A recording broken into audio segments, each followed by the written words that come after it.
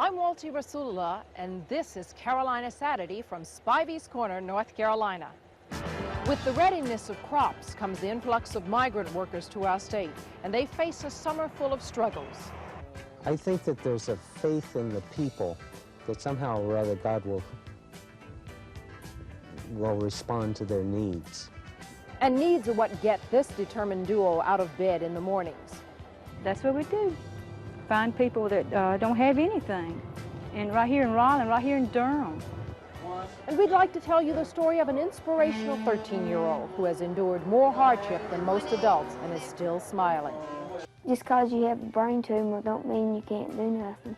I mean, you can still live a normal life. That's all tonight on Carolina Saturday.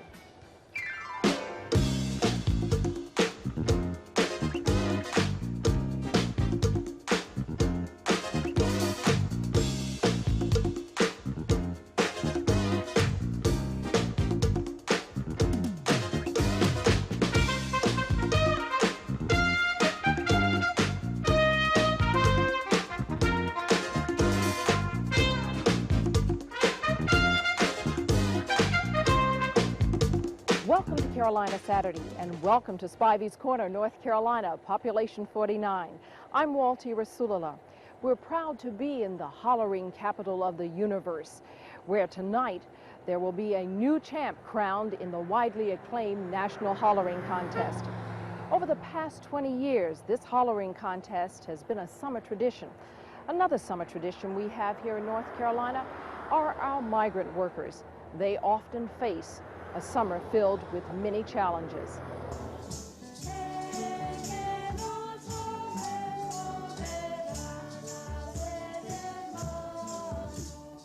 It's harvest time in Newton Grove, and a festive summer evening at Lady Guadalupe Catholic Church. Spanish and Haitian farm workers gather to celebrate in their own language.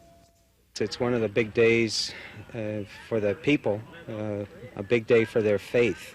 It's a day when they have their children baptized. It's something that's very important to them. It's been passed down through the families.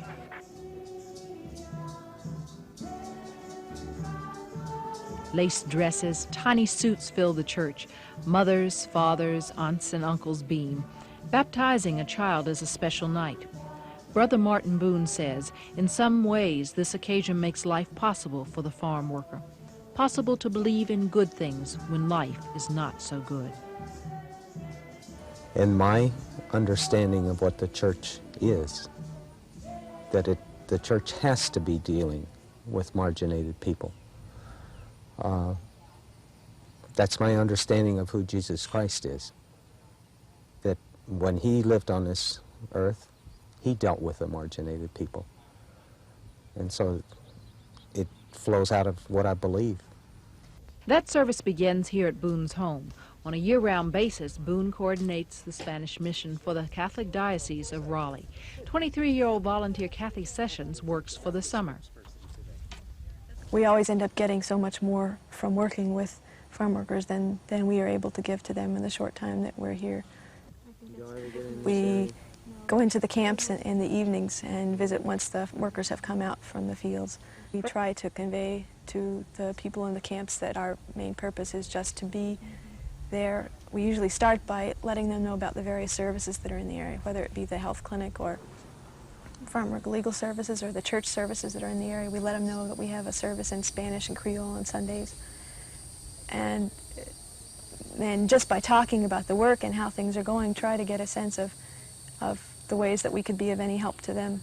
Reuben, the church had a collection last week, and we got a little over $160 to help you to send the body of your cousin back.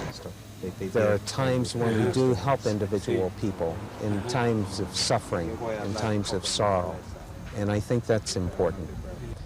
But it's also a time when we can go into camps for people who may not be Catholics to say to them that the church cares about you and the church is concerned. By day, Boone monitors farm worker legislation, while Sessions helps the Spanish and Haitians locate basic social services. Both work for the day when the farm workers speak for themselves. I think it's very frustrating. It's very hard. I think the main thing is that it's difficult to do evaluations on it at the end of a day or the end of a week or whatever. You really have a hard time seeing anything that's happened in the time that you've spent. I think that there's a faith in the people that somehow or other God will respond to their needs. Success has come slowly for the Spanish mission. Yet on this joyful evening at Lady Guadalupe Catholic Church, hope reigns, the hope that each child's dreams will come to pass.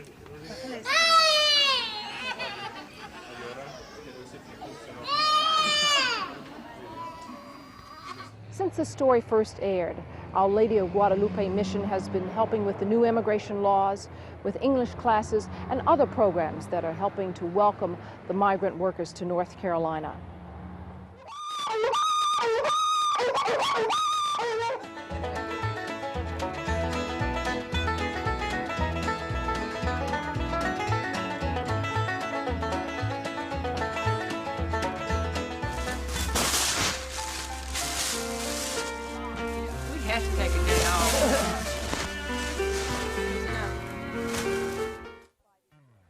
Welcome back to Spivey's Corner, and welcome to Midway High School, where tonight 75 hopeful contestants will be hollering their hearts out to become the 1988 champ of the National Hollering Contest. In our next story, we're going to talk about the poor. Very oftentimes we talk about the problems of the poor, but few of us know what to do about these problems. We'd like for you to meet two unlikely women who have taken the Robin Hood concept, put a bit of a twist to it, and are doing a lot more than just talking. We don't get a drop in the bucket. I said if we didn't get this, it would go in the dump. Bobby Parton and Linda Barnes are salvage experts. They retrieve clothes, toys, and furniture headed for the dump. Bag upon bag, truckload upon truckload end up here in Chatham County, where Parton and Barnes use any available space to store the goods. In barns, in tobacco barns, in old parked cars, and old wrecked vans, in pack houses, tractor sheds, anywhere we can find a place to store it. And sometimes we even put it in the yard when we don't have room. The Parton and Barnes partnership might seem eccentric, but the work these women do is admirable. All the goods go to North Carolina's poor free of charge. We don't sell anything. You know, they sell, but we don't. You know, we give it away because God's a giver, and He's put in our hearts to give. And the people in these stores are good enough to give them to us. You know, we're good enough to give it to them, to the poor. You know, it's a mission that keeps both ladies busy day in and day out, and makes time off hard to come by. We keep the truck on the road 6 days a week, and word gets around that we have clothes, so we take them to anyone that wants them, that we know is not misusing them. But when we find out they're going to flea markets or yard sales being misused, we put a stop to it. But we want these clothes to go to the people that really need them.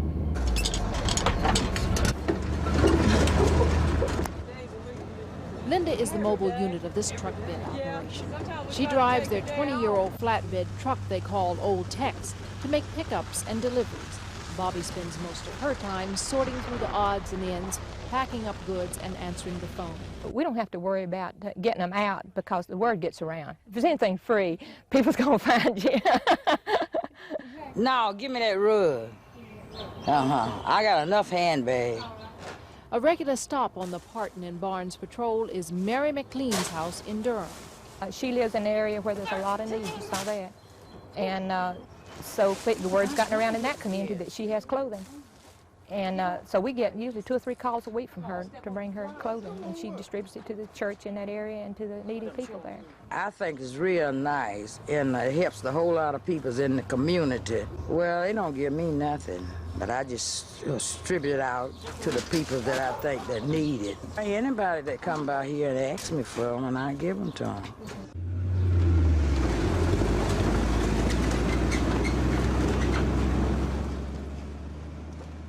They are waging a war on poverty, their weapons, concern, compassion, and commitment. It's a commitment that came 5 years ago for Parton. She took over for a Chapel Hill woman in failing health.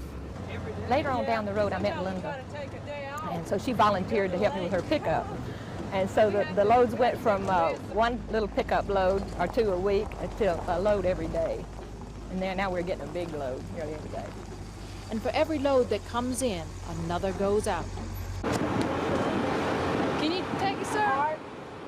So this food, Farm Fresh donates to us their produce and baked goods and things. So, and now they're giving us their daily foods, so we can take this to the soup kitchens. Right now they supply soup kitchens in Durham and Carrboro, as well as Meals on Wheels and the Abundant Life Home for unwed mothers. They see part of North Carolina many of us would like to believe doesn't exist. Like a young lady in Raleigh. I went into her home and she didn't have anything. She had a little stool, just a small stool she was sitting on, and nothing in her living room, and she had 2 small children. And didn't have any food, and I told her that we would try and get her a couch and table and chairs and some food. And so when we got back home, we found the thrift store was just getting ready to take all the furniture out of the store, and they gave it to us.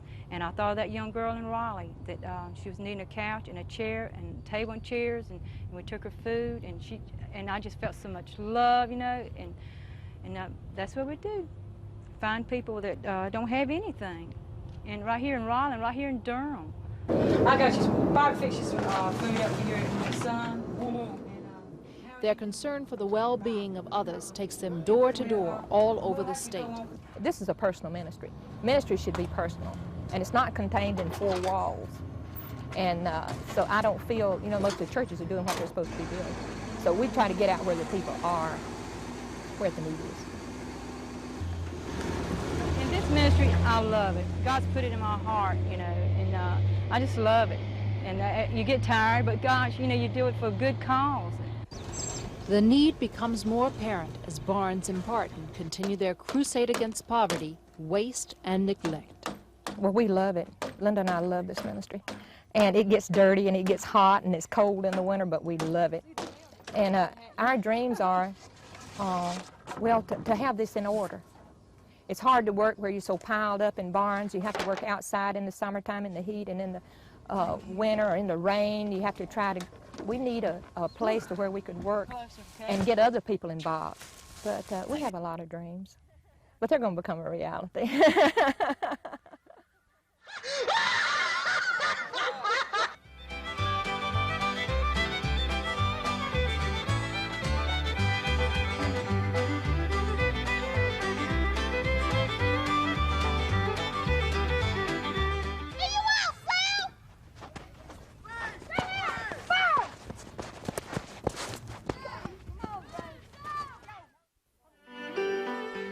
From the start, the local volunteer fire department has sponsored the hollering contest. They say to preserve the almost lost art of hollering. In our next story, we're going to look at cancer in children. Over the last 25 years, great strides have been made in the survival rate of children with brain cancer. That's especially exciting for a young 13-year-old from our area by the name of David Osment. He intends to be one of those survivors.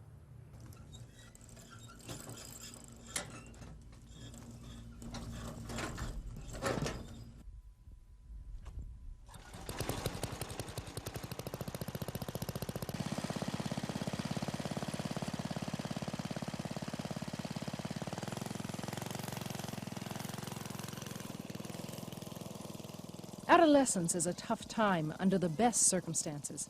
Compounded with hair loss, suppressed appetite, and chronic illness, and most of us would have a hard time smiling. But not David Osment. He even amazes his mother. David's a trooper. I mean, you've seen that. He doesn't let a lot of things get him down. I guess seeing him go through what he's gone through and come out with a smile, you know, I say to myself, why do I feel so bad? You know, I should be feeling good. But it's hard when doctors are telling you have to take it a day at a time and don't think about the future, don't think about him getting married or having children. and that type of thing.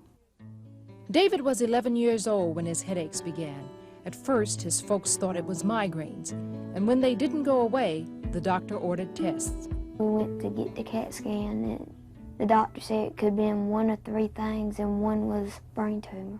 And they had told me originally it would take 2 or 3 days. The doctors would look over them and get back with us. Well, after we got out of there, he hands me a packet and says, "Go to your pediatrician. He's waiting for you." And so I looked at my husband, and we knew then. We knew deep down then it had to be the tumor. After the diagnosis was confirmed, they went straight to Duke Medical Center. David's tumor was the size of a grapefruit on the front part of his brain. Without hesitation, the surgeons performed their task. We were told they got 85 to 90% of it. There's a fine line there. You know, he said, "I will go as far as I can and get all that I can," he says, "but you don't want me to give you a vegetable back." That's exactly what he told me. He says, if I give you a vegetable, he says, "you'd probably rather me just leave him alone, period." Facing a statement as excruciating as that was only the beginning for David and his family. At first you think, well, you know, the surgery's bad.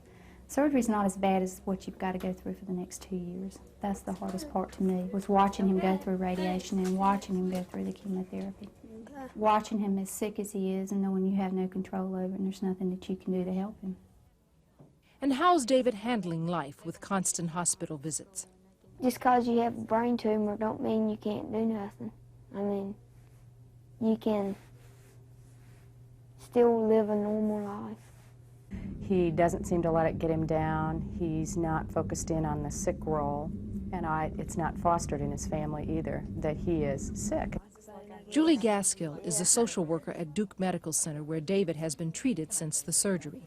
And I think what's been really wonderful with David is that his family has really fostered an independence with him and have still been very supportive of him and provided him with the nurturing that he needs, but at the same time is allowing him to develop like a normal teenager. Keeping life as balanced and normal as possible seems to help families cope with the uncertainty of living with childhood cancer. I guess the hardest thing to deal with has been trying to keep life sort of normal. Because David's in a real growing period and he's formulating, I guess, a lot of feelings and what he wants to be when he grows up, and trying to keep childhood as normal as we can around here for both him and the other 2 boys also. He has a much better attitude in that he just keeps going on. He goes back to school as soon as possible. So you know that number could not be 256. David has missed a lot of school because of his treatments. So as a student at Fuquay Varina's middle school, he's constantly trying to catch up. Well, it gets tiring sometimes because you have to make it all back up, and it's really hard to do. All right, get your bat in order, get your bat in order.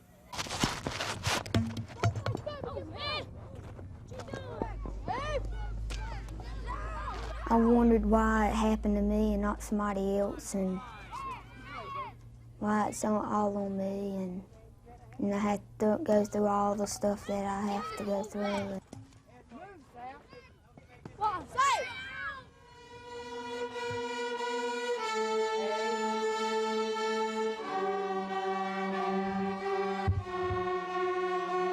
He says he hasn't come up with an answer yet, but he's still working on it. In the meantime, he enjoys his strings class. But what about long-term goals? I want to be a forest ranger and live up in the mountains. He doesn't dwell on his discomfort or even the fact that he's not yet out of the woods. I forget about it because I'm talking to my friends and all that. I'll forget about I don't have any hair, and I'll feel like a normal kid. Keeping life normal isn't Tim's only concern. That's a very stressful part of what you go through. You go through the emotional side on the home, from the home side, and then you also go through the financial burden of it. And I would have to say that I work with Hardee's Food Systems, and they have an excellent insurance plan. And that's helped us out tremendously. It sort of almost totally eliminates that fear that you have of what you're going to do and how you're going to meet the bills, and the insurance has made it much easier to go through. I did just like it said. Definitely a regular rough and tumble kid, except for his hair loss and slight build. You wouldn't even know he was sick. He certainly doesn't take anything for granted. And I get to see another side of life, and you know, as a normal kid and as a sick one. I learned to appreciate myself before, because I seen other people worse than me.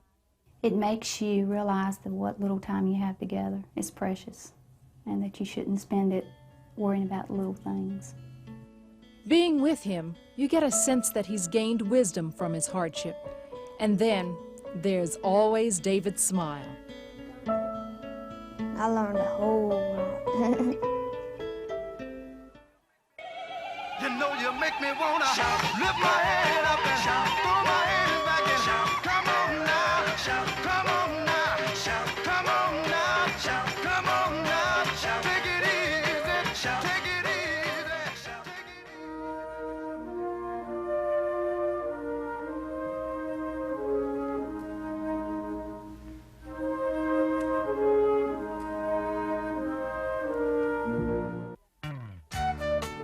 Here at the Green Top restaurant, the locals are very excited about tonight's hollering contest.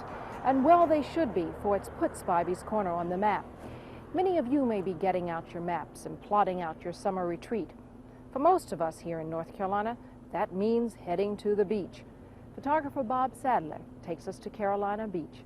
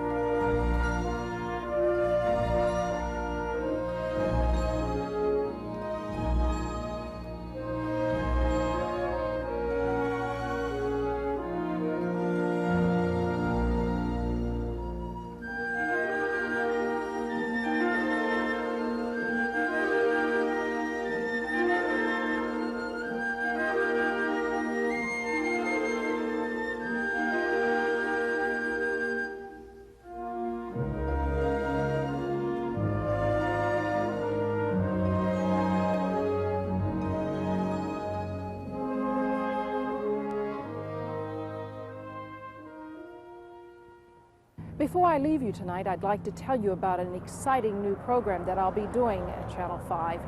It'll air on Sunday mornings at 10:30, and it's called Assignment Sunday.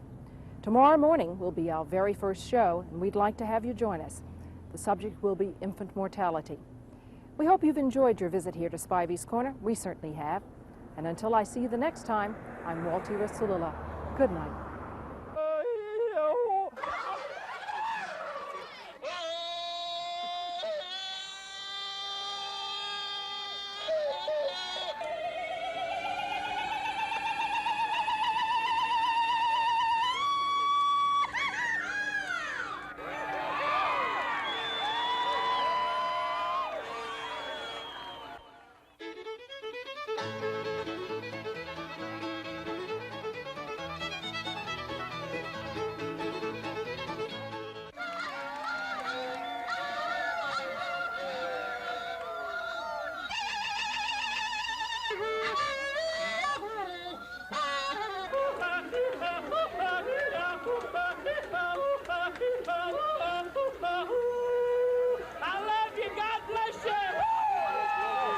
You know you make me wanna lift my head up and throw my hands